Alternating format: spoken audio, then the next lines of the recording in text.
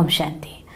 നമ്മുടെ ജീവിതത്തിലെ ഉയർച്ച താഴ്ചകൾക്കും നമ്മൾ ഇന്ന് അനുഭവിച്ചു കൊണ്ടിരിക്കുന്ന സുഖദുഃഖങ്ങൾക്കും എല്ലാം കാരണക്കാരൻ നമ്മുടെ മനസ്സ് തന്നെയാണ്. മനസ്സെന്ന മായാജാലം കൊണ്ട് വിരിയിച്ചെടുത്തതായിട്ടുള്ള ചിത്രങ്ങളിലൂടെയാണ് ജീവിതം മുന്നോട്ട് പോയിക്കൊണ്ടിരിക്കുന്നത് തന്നെ. അറിഞ്ഞോ അറിയാതെയോ സ്വന്തം മനസ്സിൽ ഏത് ചിത്രം ഉണ്ടാക്കണം, എങ്ങനെ നമ്മൾ ഉണ്ടാക്കണം, അത് നമ്മൾ അറിഞ്ഞോ അറിയാതെയോ ഉണ്ടാക്കിക്കൊണ്ടേയിരിക്കുകയാണ്. ആ ചിത്രങ്ങൾ ഒന്നൊന്നായിട്ട് സത്യമായി തീർന്നുകൊണ്ടിരിക്കുന്നു. ആ യാത്രയിലൂടെ നമ്മൾ മുന്നോട്ട് പോയിക്കൊണ്ടിരിക്കുകയാണ്.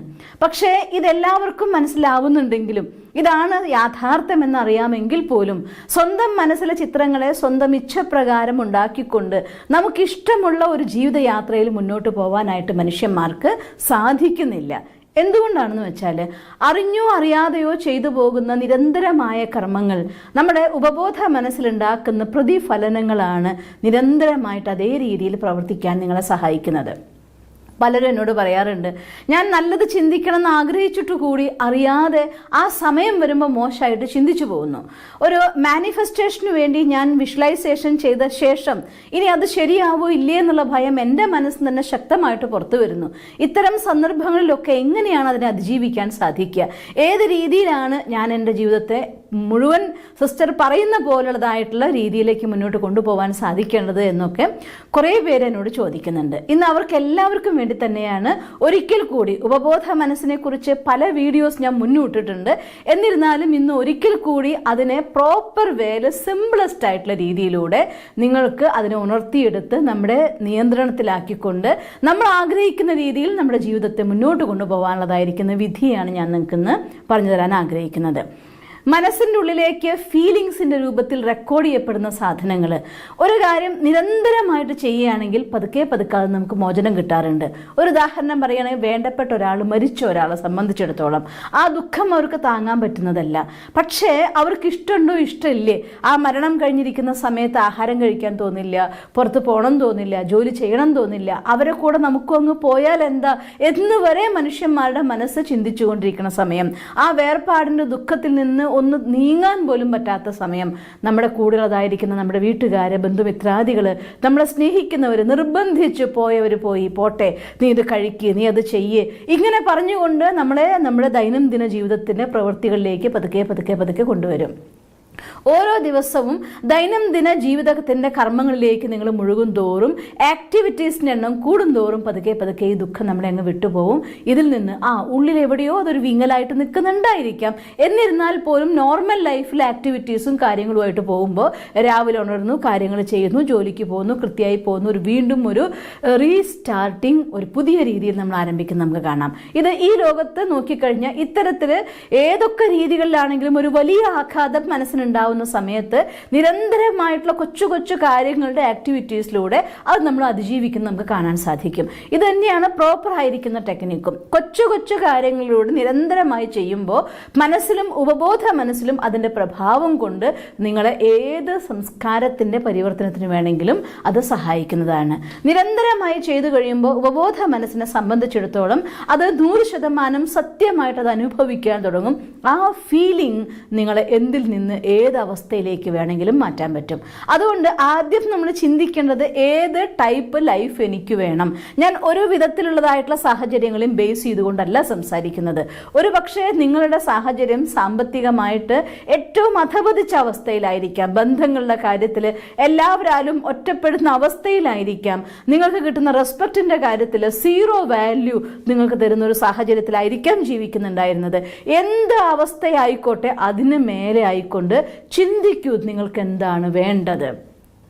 ഏത് രീതിയിലുള്ള എല്ലാവരും ആദരിക്കപ്പെടുന്ന ഒരു ലൈഫ് വേണോ, എനിക്ക് സാമ്പത്തികമായിട്ടുള്ള ഫിനാൻഷ്യൽ ഫ്രീഡത്തോടു കൂടി ജീവിക്കുന്ന ഒരു ജീവിതം വേണോ, എനിക്ക് എൻ്റെ ജീവിതത്തിൻ്റെ സക്സസിൻ്റെ കൊടുമുടിയിൽ നിൽക്കുന്ന ഒരു ലൈഫ് വേണോ, എന്താണ് വേണ്ടത്? ആ കാര്യം ആദ്യം നിങ്ങളെ പറഞ്ഞു ബോധ്യപ്പെടുത്തൂ. യെസ്, ഇതാണ് എനിക്ക് വേണ്ടത് എന്ന്. ആ വേണ്ട കാര്യം നേടാൻ വേണ്ടി ഇനി ഒരാൾ എഞ്ചിനീയർ ആവാൻ പോവുകയാണെങ്കിൽ അയാൾക്കൊരു റൂട്ടീൻ, അയാളുടെ സ്റ്റഡി, അയാളുടെ ഫീൽഡ് ഡിഫറെൻ്റ് ആയിരിക്കും. സംഗീതത്തിൻ്റെ ലോകത്താണ് ഒരാൾ ഉയരാൻ ആഗ്രഹിക്കുന്നതെങ്കിൽ അയാളെ സംബന്ധിച്ചിടത്തോളം അയാൾ പഠിക്കേണ്ട പാഠം, അയാളുടെ ലൈഫ് സ്റ്റൈൽ, അയാളുടെ റൂട്ടീൻ എല്ലാം ഡിഫറെൻ്റ് ആയിരിക്കും. നിങ്ങൾ ഏത് രീതിയിലുള്ളതായിരിക്കുന്ന ലൈഫ് സ്വന്തമാക്കാൻ ആഗ്രഹിക്കുന്നുണ്ടോ അതിന് വേണ്ടതായിരിക്കുന്ന റൂട്ടീൻ എന്താണോ അത് നമ്മൾ സ്വന്തമാക്കിയിരിക്കണം. ആ റൂട്ടീൻ നമ്മൾ ഉൾപ്പെടുത്തുന്ന റെഗുലർ ആയിരിക്കുന്ന സക്സസ്ഫുൾ ആയിരിക്കുന്ന കുറച്ച് കാര്യങ്ങൾ എല്ലാവരും ചെയ്യേണ്ട common factor practice. Early morning എഴുന്നേൽക്കുക, മെഡിറ്റേറ്റ് ചെയ്യുക, എക്സസൈസ് ചെയ്യുക, പഠിക്കുക, പിന്നെ വിചാരസാഗര മഥനം ചെയ്യുക, അല്ലെങ്കിൽ അതിനെക്കുറിച്ച് പഠിച്ച പോയിന്റ്സിനെ കുറിച്ച് നമ്മൾ എഴുതുക. നിർബന്ധമായിട്ടും എഴുതണം കേട്ടോ. എന്തുകൊണ്ടാണെന്നറിയോ?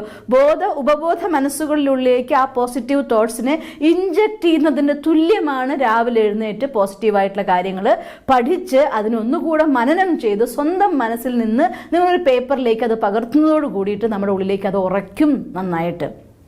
അതുപോലെ അഫർമേഷൻ, ഇങ്ങനെയുള്ള കാര്യങ്ങളൊക്കെ കൃത്യമായിട്ട് ചെയ്ത് അത് ഈ പറയുന്ന റൂട്ടീനിലൂടെ നമ്മൾ പോകുന്ന സമയത്തും എന്താണോ എൻ്റെ മനസ്സിലെ ഡ്രീം, എന്ത് ലൈഫാണോ ഞാൻ ആഗ്രഹിക്കുന്നത്, ആ ലൈഫിന് അനുബന്ധമായ രീതിയിലുള്ളതായിട്ടുള്ള സ്റ്റഡി, ആ ലൈഫിന് അനുബന്ധമായിരിക്കുന്നതായിട്ടുള്ള എക്സസൈസ്, ആ രീതിയിൽ എന്ത് നിങ്ങൾക്ക് വേണ്ട നിങ്ങൾ ഡ്രീം ചെയ്യുന്നു അതിലേക്ക് രീതിയിൽ പ്രോപ്പറായിട്ട് ഈ കാര്യങ്ങളൊക്കെ നമ്മൾ ചെയ്തിരിക്കണം. അറ്റ് ദ സെയിം ടൈം അഥവാ നിങ്ങൾക്ക് രാവിലെ എഴുന്നേൽക്കാനുള്ള സമയത്ത് എണീക്കാൻ നിങ്ങൾക്ക് ആവുന്നില്ല എന്ന് വിചാരിച്ചോളൂ. അപ്പം 3:30 എഴുന്നേറ്റ് മെഡിറ്റേറ്റ് ചെയ്ത് കാര്യങ്ങൾ ചെയ്യണം. 4 മണിക്ക് ഉണർന്ന് മെഡിറ്റേറ്റ് ചെയ്തിട്ട് കാര്യങ്ങളൊക്കെ ചെയ്യണം. ഇവിടെയാണ് നമ്മളൊരു പെർഫെക്റ്റ് ആയിരിക്കുന്ന റൂട്ടീൻ നമുക്ക് ആരംഭിക്കാൻ പറ്റും. 4 മണിക്ക് എഴുന്നേൽക്കുക എന്ന് പറഞ്ഞാൽ തുടക്കത്തിലൊക്കെ നിങ്ങൾക്ക് കുറച്ച് റിസ്ക് ഉണ്ടാവും. രാവിലെ 4 മണിക്ക് എഴുന്നേറ്റ് കഴിയുമ്പോൾ പകലുറക്കം വരുന്നു, തലവേദന വരുന്നു, അണീസിനെസ് നിങ്ങൾക്ക് ഫീൽ ചെയ്യുന്നു, രാത്രി ആകുമ്പോഴത്തേക്കും നിങ്ങൾക്ക് ഉറക്കം വരുന്നു. പല രീതിയിലും ഈ ഒരു അവസ്ഥേനെ അതിജീവിക്കാൻ നിങ്ങൾക്ക് കഷ്ടപ്പെടേണ്ടി വരും. ഇല്ലാന്നൊന്നും ഞാൻ പറയുന്നില്ല. പക്ഷെ ഒരു കാര്യം എനിക്ക് ഉറപ്പാണ്, ഈ കഷ്ടപ്പാടിനെ അതിജീവിച്ചുകൊണ്ട് ആ സമയത്ത് ഉറക്കം വരുന്നെങ്കിൽ കുറച്ച് വെള്ളം കുടിച്ചിട്ടോ എന്നിട്ട് നടന്നിട്ടോ ഏതെങ്കിലുമൊക്കെ രീതികളിൽ നിരന്തരമായി പരിശ്രമിക്കുകയാണെങ്കിൽ അതിനെ അതിജീവിക്കാൻ നിങ്ങൾക്ക് പറ്റും എന്നുള്ള കാര്യം ഉറപ്പാണ്. പക്ഷെ ഇഷ്ടം നോക്കിക്കഴിഞ്ഞാൽ നമുക്ക് എന്താ തോന്നുക? 4 മണിക്ക് എഴുന്നേറ്റ് കാര്യങ്ങൾ ചെയ്യുമ്പോൾ ഉച്ചയാകുമ്പോഴേക്കും ക്ഷീണം കൊണ്ട് എനിക്ക് സഹിക്കാൻ പറ്റുന്നില്ല, അതുകൊണ്ട് ഞാൻ 4 മണിക്ക് എഴുന്നേൽക്കുന്നില്ല എന്ന് പറയാനാണ് നിങ്ങളുടെ മനസ്സ് ആഗ്രഹിക്കുക. പൊതുവേ നിങ്ങൾ നോക്കിക്കോളൂ, 4 മണിക്ക് ഉണരാൻ വേണ്ടി അലാം വെച്ച് കിടക്കുന്ന ഒരാൾ ആ 4 മണിക്ക് ഉണർന്ന് 6 മണിക്കാണ് നിങ്ങൾ സാധാരണ എഴുന്നേൽക്കാറെങ്കിൽ 4-നും 6-നും ഇടയിലുള്ള ഈ സമയം വലിയ യുദ്ധം നടക്കുന്ന സമയമാണ്. നമ്മുടെ മനസ്സ് പറയും 4 മണിക്ക് എഴുന്നേറ്റിട്ട് പിന്നെ എഴുന്നേൽക്കുന്ന എന്തിനാ? ഫ്രഷ് ആയിട്ടുള്ള കാര്യങ്ങൾ ചെയ്യാനാണ്. എണീറ്റിട്ട് ഫ്രഷ് ആയിട്ട് കാര്യങ്ങൾ ചെയ്യാൻ പറ്റില്ല എന്നുണ്ടെങ്കിൽ പിന്നെ എണീറ്റിട്ട് ഇപ്പം എന്താ കാര്യമുള്ളത്? എന്നെ കൊണ്ട് 6 മണിക്ക് എഴുന്നേറ്റിട്ടേ പറ്റുമോ, അതുകൊണ്ട് 6 മണിക്ക് എഴുന്നേറ്റ രീതിയിൽ നമുക്ക് സെറ്റ് ചെയ്യാം. ഇന്നലെ രാത്രിയിൽ എത്ര വൈകിട്ടാണ് ഉറങ്ങിയത്, പിന്നെ എങ്ങനെയാണ് 4 മണിക്ക് എണീക്കാൻ പറ്റുക? ഇന്നലെ ഒരു തരി റെസ്റ്റ് കിട്ടാത്ത ദിവസമല്ലേ, ഫുൾ ടൈം വർക്കായിരുന്നില്ലേ, അപ്പോൾ ഇന്നൊരു ദിവസം ഉറങ്ങാതിരിക്കാൻ പറ്റുമോ? ഇങ്ങനെ ഉറങ്ങാൻ വേണ്ടിക്കൊണ്ടും ഉണർന്നാ ചെയ്യേണ്ട കാര്യങ്ങളുടെയും നമ്മുടെ മനസ്സിനുള്ളിൽ വലിയൊരു യുദ്ധം നടക്കുന്ന സമയമാണ്. നോർമൽ എഴുന്നേറ്റ് കാര്യങ്ങൾ ചെയ്യുന്ന സമയം വരും വരെ മനസ്സ് ഉറങ്ങിക്കോ അതിനുവേണ്ടി കാര്യങ്ങൾ എന്തൊക്കെ വേണമെങ്കിൽ കണ്ടെത്തും. ഇത് ഒരു 90% മനുഷ്യന്മാരുടെ അവസ്ഥയാണ്. പുതിയ ഒരു കാര്യത്തിന് കുറച്ച് ഈസി ആയിട്ട് മൂവ് ചെയ്യുന്ന കാര്യത്തിൽ നിന്ന് ഒരു പുതിയ തുടക്കം നിങ്ങൾക്ക് വേണമെന്നുണ്ടെങ്കിൽ ആ സമയത്ത് എല്ലാ മനുഷ്യന്മാരുടെ മനസ്സും ഇത്തരത്തിൽ ആ ഭൗതികമായിരിക്കുന്ന അഥവാ ഇന്ദ്രിയത്തിൻ്റെ സുഖത്തിലേക്ക് നിങ്ങളെ വലിക്കത്തക്ക രീതിയിൽ അത് പല കാര്യങ്ങളെയും കണ്ടെത്തും, പല കാരണങ്ങൾ കണ്ടെത്തും. നിങ്ങൾക്ക് വക്കീലിനെ പോലെ സ്വയം നിങ്ങൾക്ക് വേണ്ടി വാദിക്കുകയൊക്കെ ചെയ്യും. ഇവിടെ തോറ്റുപോവാതെ ഇഷ്ടമില്ല 4 മണിക്ക് എഴുന്നേറ്റിട്ട് പറ്റുന്നില്ല, ഉറക്കം വരുന്നത്, ആയിക്കോട്ടെ കുറച്ച് ദിവസങ്ങൾ ചെയ്യട്ടെ എന്ന് പറഞ്ഞുകൊണ്ട് അതിനെ നിരന്തരമായിട്ട് ആ ദിനചര്യയിലേക്ക് ഭാഗമാക്കി കഴിഞ്ഞാൽ ഒരു ഘട്ടം കഴിയുമ്പോൾ ആ 4 മണിക്ക് അറിയാതെ കണ്ണു തുറക്കുന്ന അവസ്ഥയാവും. ഞാൻ ഓർത്തു പോവും, ജാനകി ദാദി ജീവിച്ചിരുന്ന സമയത്ത് പറയുമായിരുന്നു, എന്തൊക്കെ അവസ്ഥകളിലും 4 മണി എന്നൊരു സമയം ഉണ്ടെങ്കിൽ ദാദി എഴുന്നേറ്റിട്ടുണ്ടാവും. വളരെ ഫിസിക്കലി ഡോക്ടർമാർ സീരിയസ് ആണ്, ദാദി ഉറങ്ങണം എന്ന് പറയുമ്പോഴും 4 മണിയാണോ ICUലായാലും കുഴപ്പമില്ല, ദാദി എഴുന്നേറ്റിരിക്കും, മെഡിറ്റേറ്റ് ചെയ്യും. അപ്പം അതുകൊണ്ട് ദാദി പറയുമായിരുന്നു, നിങ്ങൾ എൻ്റെ ഡെഡ് ബോഡീനെ പ്രദർശനത്തിന് വെക്കുമ്പോൾ അത് 4 മണി സമയത്തുണ്ടെങ്കിൽ അത് എഴുന്നേറ്റ് തന്നെത്താൻ ഇരിക്കും എന്നൊക്കെ പറയുമായിരുന്നു. അങ്ങനെ ഒരു അവസ്ഥയാവും മുന്നേ ദാദിയുടെ യാത്ര പറഞ്ഞു പോയി. എനിവേ അത്തരത്തിൽ പോലും തൻ്റെ ശരീരത്തിന് പൂർണ്ണ അധികാരിയാക്കാൻ ദാദി നോക്കുമായിരുന്നു. അപ്പോൾ ഒരു കാര്യം നിരന്തരമായി ചെയ്തു കഴിയുമ്പോൾ അത് നമ്മുടെ ഉപബോധ മനസ്സിനുള്ളിലേക്ക് ഒരു എനർജി സെൻഡ് ചെയ്യും. ആ സെൻഡ് ചെയ്യുന്ന ഊർജം അത് നമ്മുടെ ഉള്ളിൽ നിന്ന് ആ സമയത്ത് ഉണരാനും കാര്യങ്ങൾ ചെയ്യാനുള്ളതായിട്ടുള്ള ശക്തി ക്രിയേറ്റ് ചെയ്യും. അതുകൊണ്ട് 2 കാര്യങ്ങൾ നിർബന്ധമായിട്ട് നമ്മൾ ചെയ്തിരിക്കണം. ഒന്ന്, ആ കാര്യത്തോടുള്ളതായിട്ടുള്ള കമ്മിറ്റ്മെൻറ്റ്, അത് യാതൊരു രീതിയിലും നിങ്ങൾക്ക് വിട്ടുവീഴ്ച വരുത്തരുത്. പിന്നെ റെഗുലറായിട്ട് നമ്മൾ ചെയ്യുന്ന കാര്യം, ഒരു കാര്യവും മുടക്കാതെ ദിനചര്യ എന്ന് പറയുന്നത് ഒരുപാട് ശക്തി തരുന്ന സാധനമാണ്. അതുകൊണ്ട് ഈശ്വരീയ വിശ്വവിദ്യാലയത്തിലെ എല്ലാ ബ്രഹ്മകുമാരി കുമാരന്മാർക്കും ദിനചര്യ എന്നൊരു സാധനം നമുക്ക് സെറ്റ് ചെയ്ത് തരാറുണ്ട്. ലൈഫ് സ്റ്റൈലിൽ 3:30 എഴുന്നേൽക്കുക, നമ്മൾ എഴുന്നേറ്റ് ശേഷം എത്ര മണി വരെ മെഡിറ്റേറ്റ് ചെയ്യുക, എക്സസൈസ് ചെയ്യുക, അത് കഴിഞ്ഞ് പഠിക്കുക, റെഗുലറായിട്ട് രാവിലത്തെ സത്സംഗം അറ്റൻഡ് ചെയ്യുക, കർമ്മയോഗി ജീവിതം നയിക്കുമ്പോൾ ശ്രദ്ധിക്കേണ്ട കാര്യങ്ങൾ, വൈകുന്നേരം എങ്ങനെ, രാത്രി ഉറങ്ങും മുന്നേ എങ്ങനെ, ഒരു ഡെയിലി റൂട്ടീൻ ലൈഫ് സ്റ്റൈൽ നമുക്ക് ഈശ്വരീയ വിശ്വവിദ്യാലയം സെറ്റ് ചെയ്ത് തരാറുണ്ട്. ആ ഒരു ലൈഫ് സ്റ്റൈലിലൂടെ റൂട്ടീൻ നമ്മൾ ദിനചര്യനെ കൃത്യമായിട്ട് കൊണ്ടുപോകുമ്പോൾ അറിയാതെ ഒരു സ്പിരിച്വൽ പവർ ആ ലൈഫിനുള്ളിൽ ഉണർന്നു വരും. അത് നമ്മുടെ ഉപബോധ മനസ്സിൻ്റെ ഉള്ളിൽ നിന്ന് ശക്തിയായിരിക്കുന്ന സങ്കല്പങ്ങൾ എടുക്കാനും നമ്മുടെ ജീവിതത്തിൽ വിചാരിച്ച ലക്ഷ്യത്തിലേക്ക് മുന്നോട്ട് പോകാനുള്ള ഊർജ്ജമായിട്ടും പ്രവർത്തിക്കാറുണ്ട്.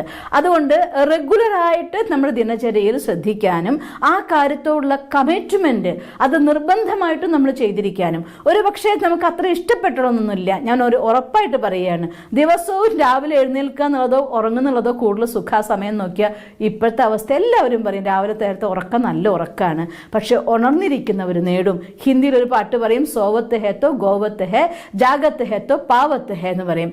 അതായത് ഉണർന്നിരിക്കുന്നുവെങ്കിൽ നിങ്ങൾ നേടുന്നു, ഉറങ്ങുന്നുവെങ്കിൽ നിങ്ങൾ നഷ്ടപ്പെടുത്തുന്നുവെന്ന്. അതുകൊണ്ട് ഇത്തരത്തിൽ കൊച്ചു കൊച്ചു കാര്യങ്ങൾ എല്ലാം നിങ്ങൾക്ക് വേണ്ട റൂട്ടീൻ അതെനിക്ക് ഒരിക്കലും ഇങ്ങനെ ചെയ്യുമെന്ന് പറയാൻ പറ്റില്ല. എന്തുകൊണ്ടാണെന്ന് വെച്ചാൽ നിങ്ങൾ ഏത് ജീവിതത്തിലിരിക്കുന്നു, ഏത് ലോകത്തിലിരിക്കുന്നു, എങ്ങനെയുള്ള ആളുടെ ഇടയിലിരിക്കുന്നു, അതനുസരിച്ചുകൊണ്ട് ഒരു റൂട്ടീൻ നിങ്ങൾക്ക് വേണ്ടി തയ്യാറാക്കണം. ഇഷ്ടമുണ്ടെങ്കിലും ഇഷ്ടമില്ലെങ്കിലും ആ സമയത്ത് എഴുന്നേൽക്കാൻ തോന്നിയാലും എഴുന്നേൽക്കണ്ടാന്ന് തോന്നിയാലും തലവേദനയാണ് വയ്യാൻ തോന്നിയാലും വിട്ടുവീഴ്ച ചെയ്യരുത്, എഴുന്നേറ്റിരിക്കൂ ആ സമയത്ത്.